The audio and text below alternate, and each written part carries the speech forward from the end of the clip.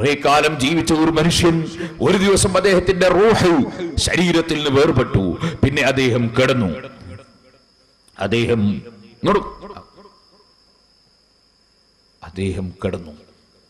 അദ്ദേഹത്തെ സംബന്ധിച്ച് നമ്മൾ പറയും അദ്ദേഹം മരിച്ചു കിടന്നു എന്ന് പറയും.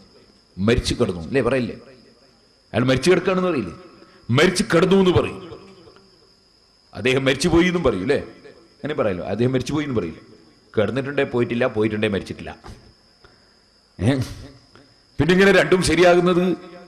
അതെ, മരിച്ചു കിടന്നു എന്ന് പറയുന്നത് ശരീരമാണ്. ആത്മാവ് ശരീരത്തിൽ പിരിഞ്ഞപ്പോൾ ശരീരം കിടന്നു. മരിച്ചു പോയി എന്ന് പറഞ്ഞതോ? മരിച്ചു പോയി എന്ന് പറഞ്ഞത് ആത്മാവാണ്. ശരീരവുമായി വേർപെട്ടപ്പോൾ ആത്മാവ് പോയി. ആത്മാവിന് പോകാൻ ശരീരം വേണ്ട, ശരീരത്തിന് പോകാൻ ആത്മാവ് വേണം. കരണ്ടും ഫാനും പോലെ കരണ്ടില്ലാതെ ഫാൻ കറങ്ങുന്നില്ല, ഫാനില്ലെങ്കിലും കരണ്ടിന് ശക്തിയുണ്ട്. അപ്പൊ ശരീരത്തെക്കാൾ ശക്തിയുള്ളതും പ്രസക്തിയുള്ളതും ആത്മാവിനാണ്. നിങ്ങൾ മനസ്സിലാക്കണം. ഈ ആത്മാവിന്റെ ആരോഗ്യത്തിന് ആവശ്യമായ അറിവ്, അതാണ് ആത്മീയമായ അറിവ്. അതാണ് അമ്പിയാക്കളുടെ അവകാശമായി പറയപ്പെടുന്ന അറിവ്. ആ അറിവ് അമ്പിയാക്കളുടെ സ്വത്തവകാശമായി പറയപ്പെടുന്ന അറിവ്, ദീനീയായ അറിവ്, ആത്മീയമായ അറിവ്. അത് ചെറിയ കാര്യം അല്ല. അത് എത്രത്തോളം മനുഷ്യന് നേടാൻ കഴിയുന്നുണ്ടോ അത്രത്തോളം ആത്മീയമായ ആരോഗ്യമുണ്ടാകാൻ സാധ്യതയുണ്ട്. അതുകൊണ്ട് ഏറ്റവും പ്രധാനമായി നാം ശ്രദ്ധിക്കേണ്ടത് ആത്മീയമായ അറിവ് നേടാനാണ്. ആത്മീയമായ അറിവുകൾ ധാരാളമായി നേടിയെടുക്കാൻ വേണ്ടി ശ്രമിക്കണം. സഹോദരന്മാരെ, അതിന് എന്തെല്ലാം മാർഗങ്ങളുണ്ടോ അതൊക്കെ സ്വീകരിക്കണം. മദ്രസയും ദർസും കോളേജും എല്ലാം ആത്മീയമായ അറിവ് നേടാനുള്ള വേദികളാണ്. വഅദിന്റെ സദസ്സുകൾ ആത്മീയമായ അറിവ് നേടാനുള്ള വേദികളാണ്. അങ്ങനെ ആത്മീയമായ അറിവുകൾ ധാരാളമായി നേടിയെടുക്കാൻ നാം ശ്രമിക്കണം. ആത്മീയമായി വലിയ അറിവുള്ള ആളായിരുന്നു ബഹുമാനപ്പെട്ട സയ്യിദുന മുഹമ്മദ് ബിൻ ഇദ്രീസ് ശാഫിഈ റളിയല്ലാഹു അൻഹു.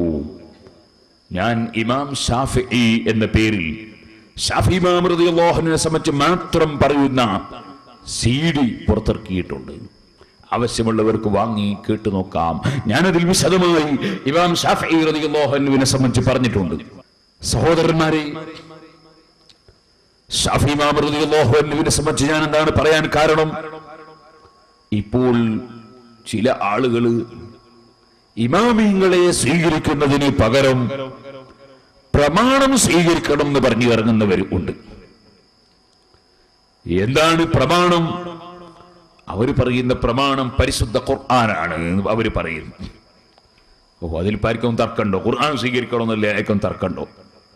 നബി സല്ലല്ലാഹു അലൈഹി വസല്ലം ഹദീസ് സ്വീകരിക്കണം എന്നതിൽ ആർക്കെങ്കിലും തർക്കമുണ്ടോ എന്ന് നിങ്ങൾ ചിന്തിക്കും. ഞാൻ പറയട്ടെ, നബി സല്ലല്ലാഹു അലൈഹി വസല്ലം തങ്ങളുടെ ഹദീസുകളും അല്ലാഹുവിന്റെ പരിശുദ്ധ ഖുർആനും ആ പ്രമാണങ്ങൾ നന്നായി മനസ്സിലാക്കിയ പണ്ഡിതന്മാരാണ് ഇമാമിങ്ങൾ. അവർ പറഞ്ഞു തന്ന നിയമങ്ങൾ, തീരുമാനങ്ങൾ, വിധികൾ, അതിനാണ് മദ്ഹബ് എന്ന് പറയുന്നത്. അവർ പറഞ്ഞു തന്ന തീരുമാനങ്ങൾ മാ ദഹബ ഇലൈഹി ഫത്ഹുൽ മുഈനോദിയ മുതഅല്ലിമീങ്ങൾക്കറിയാം. മാ ദഹബ മിനൽ അഹ്കാം. ഇമാം ശാഫിഈ റളിയല്ലാഹു അൻഹു അഭിപ്രായപ്പെട്ട തീരുമാനിച്ച ഹുക്മുകൾ, തീരുമാനങ്ങൾ, ഹുക്മ് തീരുമാനം, വിധി, ഇമാം ശാഫിഈ റളിയല്ലാഹു അൻഹു പറഞ്ഞ തീരുമാനങ്ങൾ, അതാണ് ശാഫിഈ മദ്ഹബ് എന്ന് പറയുന്നത്. 4 മദ്ഹബുകൾ എന്ന് പറഞ്ഞാൽ 4 ഇമാമിങ്ങൾ പറഞ്ഞ തീരുമാനങ്ങൾ. അവർ എങ്ങനെയാണ് തീരുമാനം പറഞ്ഞത്? രാമായണം നോക്കിയിട്ടല്ല, മഹാഭാരതം നോക്കിയിട്ടല്ല, അല്ലെങ്കിൽ ബൈബിൾ നോക്കിയിട്ടല്ല, 4 പത്രം വായിച്ചിട്ടല്ല. അവര് നിയമം പറഞ്ഞത് ഫത്ഹുൽ മുഈനിൽ തന്നെ പറഞ്ഞിട്ടുണ്ട്. വസ്തിംദാദുഹു മിനൽ കിതാബി വസ്സുന്നതി വൽ ഇജ്മാഇ വൽ ഖിയാസ്. ഇസ്ലാമിന്റെ പ്രമാണങ്ങൾ, ആ പ്രമാണങ്ങളിൽ നിന്നാണ് കർമ്മശാസ്ത്ര പണ്ഡിതന്മാര് തീരുമാനം കണ്ടെത്തിയത്. ആ പ്രമാണങ്ങളിൽ നിന്ന് വിവരമുള്ളവർ കണ്ടെത്തിയ നിയമങ്ങൾ, ആ നിയമങ്ങൾ അനുസരിച്ച് ജീവിക്കുന്ന മുസ്ലിമീങ്ങൾ 1400-ലധികം വർഷമായി അവർ അവരുടെ മുൻഗാമികളായ പണ്ഡിതന്മാരെ മുഖേന മനസ്സിലാക്കിയ നിയമങ്ങൾ, ആ നിയമങ്ങൾ അനുസരിച്ച് മുസ്ലിം ഉമ്മത്ത് ഒറ്റക്കെട്ടായി ജീവിക്കുമ്പോൾ മുസ്ലിം ഉമ്മത്തിനെ നശിപ്പിക്കാനും മുസ്ലിം ഉമ്മത്തിനെ ഭിന്നിപ്പിക്കാനും ഉദ്ദേശിച്ച കക്ഷികൾ അവർ പൂർവകാലത്ത് നമുക്ക് കിട്ടിയ മതത്തെ മാറ്റിമറിക്കാൻ വേണ്ടി ആ പറഞ്ഞ പണ്ഡിതന്മാരുടെ നിയമങ്ങൾ, അവര് പറഞ്ഞ തീരുമാനങ്ങൾ ചോദ്യം ചെയ്യാൻ വേണ്ടി ഓരോ കക്ഷികളും പ്രമാണം എടുത്ത് സ്വന്തത്തിൽ ദുർവ്യാഖ്യാനം ചെയ്തു. ആ ദുർവ്യാഖ്യാനത്തിൽ അറിവ് കുറഞ്ഞ പലരും പെട്ടുപോയി. അള്ളാഹു അവർക്ക് സന്മാർഗത്തിന്റെ വഴി കാണിച്ചു കൊടുക്കട്ടെ. ഇവിടെ അത്തരത്തിലുള്ള കക്ഷികൾ ഇല്ലാത്തത് കൊണ്ട് ഞാൻ ആ വിഷയത്തിലേക്ക് വിശദമായി കടന്ന് സംസാരിക്കുന്നില്ല. ഒരാമുഖമായി മാത്രം ഞാൻ നിങ്ങളോട് പറയുകയാണ്. പ്രമാണത്തിന്റെ കോലെങ്ങനെന്നറിയോ? ഒരാസ്പത്രിയിൽ ഒരാൾ പോയി. ആസ്പത്രിയിൽ കയറി ചെല്ലുമ്പോൾ തന്നെ ചുമരിന്റെ മേലെ എഴുതി വെച്ചത് കൊണ്ട് ഇവിടെ തുപ്പുക. അപ്പൊ മൂപ്പര് കാർക്കിച്ചിട്ട് ചുമരുമേലെ ഒരൊറ്റ തുപ്പ് കൊടുത്തു. അപ്പോ വാച്ച്മാൻ വന്ന് പിടിച്ച് എന്തിനാ ആസ്പത്രിയുടെ ചുമരുമേൽ തുപ്പി വെച്ച്? ഇയാൾ പറഞ്ഞു, ഞാൻ പ്രമാണം അനുസരിച്ച് പോകുന്ന ആളാണ്. എന്ത് പ്രമാണം? ഈ ചുമരിന്റെ മേലെ എഴുതി വെച്ചു നിങ്ങൾ കാണുന്നില്ലേ, ഇവിടെ തുപ്പുക. ഈ വാച്ച്മാൻ ചോദിച്ചു, അല്ല സാഹിബേ, നിങ്ങൾക്ക് മുഖില്ലേ? എന്തേ ഇവിടെ തുപ്പുക അവിടെ എഴുതി വെച്ചിട്ട് ഇന്നേ വരെ ആരെങ്കിലും അവിടെ തുപ്പിയിട്ടുണ്ടോ? ആരും തുപ്പില്ല. ആസ്പത്രി ഉണ്ടാക്കിയിട്ട് നൂറ്റാണ്ടുകളായി, ഇന്ന് വരെ ഒരു മനുഷ്യൻ അവിടെ തുപ്പിയില്ല. അവർക്ക് എവിടെയാ തുപ്പിയത്? അവർ തുപ്പിയത് ആസ്പത്രി ഉണ്ടാക്കിയ അന്ന് മുതൽ തുപ്പി വരുന്നുണ്ട്, എഴുതിയും വെച്ചിട്ടുണ്ട്. എവിടെയാ തുപ്പിയത്? അതിന്റെ നേരെ ചുവടെ ഒരു ചട്ടി വെച്ചിട്ടുണ്ട്. ആ ചട്ടിയിൽ കുറെ പൂഴിയിട്ട് വെച്ചിട്ടുണ്ട്. ആ പൂഴിയിലാണ്, മണലിലാണ് ഇന്ന് വരെ ഉള്ള ആളുകൾ തുപ്പിയത്. അപ്പൊ ഇയാളെ മറുപടി, അത് ഇന്ന് വരെയുള്ള ആളുകൾക്ക് പിഴവ് പറ്റി. പിന്നെ തുപ്പുണ്ട് ചുമരുമല. അതെന്താ കാരണം? ചുമരുമലാണ് ഇവിടെ എഴുതി വെച്ചത്. ചട്ടിയിലാണ് തുപ്പണമെങ്കിൽ ചട്ടീന്റെ ഉള്ളിൽ എഴുതി വെക്കേണ്ടത് ഇവിടെ തുപ്പുക. ചുമരുമല എഴുതി വെച്ച സ്ഥിതിക്ക് ചുമരുമ തുപ്പളം. സുബ്ഹാനല്ലാഹ്. ഞാൻ ചോദിക്കട്ടെ, ഇദ്ദേഹത്തെ വളരെ പെട്ടെന്ന് തന്നെ ആശുപത്രിയുടെ ഉള്ളിലേക്ക് കൂട്ടിക്കൊണ്ടുപോയി ചികിത്സ നടത്തുകയല്ലേ വേണ്ടത്? എന്നാ സഹോദരന്മാരെ, പറഞ്ഞത് ശരിയെന്നല്ലേ? അയാൾ പറഞ്ഞ പ്രമാണം അങ്ങനെ തന്നെയല്ലേ ഉള്ളത്? ഇവിടെ തുപ്പാൻ ചുമരുമലല്ലേ എഴുതി വെച്ചത്? പക്ഷെ തുപ്പേണ്ടത് അവിടെയാണോ? ഇവിടെ തുപ്പുക എന്ന് എഴുതി വെച്ചത് കൊണ്ട് എന്താണ് ഉദ്ദേശം? ആ ഉദ്ദേശം അന്ന് മുതൽ ഇന്ന് വരെ തുപ്പിയവർ എവിടെ തുപ്പി എന്ന് നോക്കിയിട്ട് മനസ്സിലാക്കണം. അതില്ലാതെ വെറും എഴുത്തു നോക്കി മനസ്സിലാക്കിയാൽ അബദ്ധം വരും. ഇത് തന്നെയാണ് പരിശുദ്ധ ഇസ്ലാമിന്റെ പ്രമാണം നോക്കുന്ന സ്ഥലത്തും അബദ്ധങ്ങൾ സംഭവിച്ചവർക്ക് മുഴുവനും പറ്റിയ അബദ്ധം. നിങ്ങൾക്കറിയാമല്ലോ, ഖാദിയാനി വന്നു. നബി സല്ലല്ലാഹു അലൈഹി വസല്ലമ തങ്ങൾക്ക് ശേഷം പുതിയ നബി വന്നു പോയി എന്ന് പറഞ്ഞു. അവൻ പറഞ്ഞു, പ്രമാണം ഞാൻ പറയും പോലെയാണ്. സുബ്ഹാനല്ലാഹ്. കള്ളത്തരീഖത്തുകാരൻ വന്നു, നിസ്കാരം തീരെ വേണ്ടെന്ന് വാദിച്ചു. അവൻ പറഞ്ഞു, ഖുർആൻ പറയുന്നത് അങ്ങനെയാണ്. പിന്നെ നമ്മുടെ JCB കാണുമ്പോൾ ഓർമ്മ വരുന്ന മൗലവി വന്നു. അയാൾ വന്നിട്ട് പറഞ്ഞു, നിസ്കാരം 3 എണ്ണം മാത്രമേ പാടുള്ളൂ, പ്രമാണം ഞാൻ പറയും പോലെയാണ്.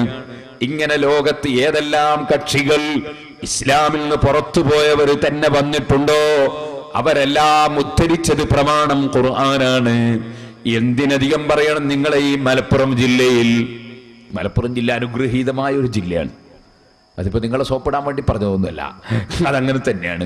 ഞാൻ സിറാജുൽ തുടങ്ങിയിട്ട് അവിടുത്തെ കുട്ടികൾക്ക് ഓതി കൊടുക്കുന്നത് ഫതുഹുൽ മുഈനാണ്. അത് മലപ്പുറത്തുനിന്ന് ഉണ്ടാക്കിയതാ, പൊന്നാനിയിൽ നിന്ന് ഉണ്ടാക്കിയ കിതാബാണ്. അതുപോലെ നാം ഓതിക്കെടുക്കുന്ന കിതാബുൽ അദ്കിയ, അത് മലപ്പുറത്തു നിന്നുണ്ടാക്കിയതാണ്. മലപ്പുറം ജില്ലയിൽ വലിയ വലിയ ആലിമീങ്ങൾ ജീവിച്ചിട്ടുണ്ട്, വലിയ വലിയ സയ്യിദന്മാര് ജീവിച്ചിട്ടുണ്ട്, വലിയ വലിയ മഹാന്മാര് ജീവിച്ചിട്ടുണ്ട്. ഞാൻ പറഞ്ഞു വരുന്നത്, ഈ മലപ്പുറം ജില്ലയിലെ മഞ്ചേരിയിൽ ഒരു മൗലവിയും വന്നു. നല്ല ആളുള്ളത് കൊണ്ട് ബർക്കാൾ വന്നുകൂടാന്നില്ലല്ലോ. അദ്ദേഹം വന്നിട്ട് എന്ത് ചെയ്തു? അദ്ദേഹം അച്ഛനായി. അച്ഛനായി എന്ന് പറഞ്ഞാൽ അദ്ദേഹത്തിന് മക്കളുണ്ടായി എന്നല്ല ഞാൻ പറഞ്ഞതിന്റെ അർത്ഥം. മക്കളില്ലാതെ അച്ഛനാകുന്ന ഒരു കൂട്ടരുണ്ട്. അങ്ങനെ കല്യാണം പോലും കഴിക്കാതെ അച്ഛനാകലുണ്ട്. അങ്ങനെ കല്യാണം കഴിക്കാതെ അച്ഛനാകുന്ന അച്ഛനായി, അഥവാ ക്രിസ്ത്യാനിയായി. ആ അലവി മൗലവി പരിശുദ്ധ ഖുർആനിലെ ആയത്ത് അച്ചടിച്ച് വിതരണം ചെയ്യുന്നു. അതിൽ അദ്ദേഹം പറയുന്നു, വല്യഹ്കും അഹ്ലുൽ ഇൻജീലി എന്ന് പറഞ്ഞിട്ട് പരിശുദ്ധ ഖുർആൻ അതാ ഇഞ്ചീൽ അനുസരിച്ച് വിധിക്കാൻ പറഞ്ഞിട്ടുണ്ട്.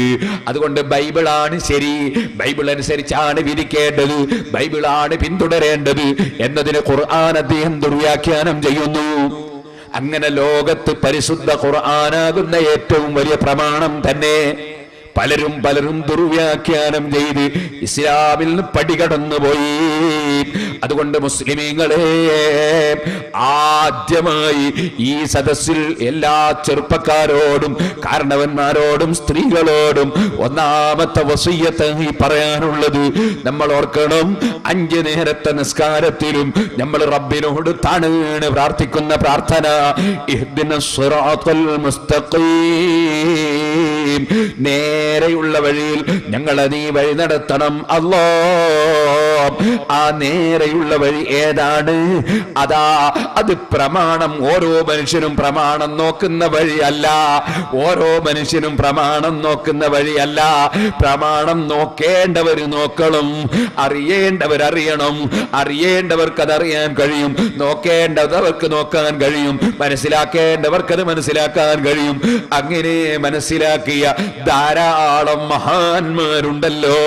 അതുകൊണ്ട് സിറാത്തുൽ ലദീന അൻഅംത അലൈഹിം, അല്ലാഹുവേ നീ അനുഗ്രഹിച്ച മഹാന്മാർ, ആ മഹാന്മാര് നടന്നു വന്ന വഴി, ആ വഴിയിൽ ഞങ്ങളെ നീ ചേർക്കണം അല്ലാഹ്.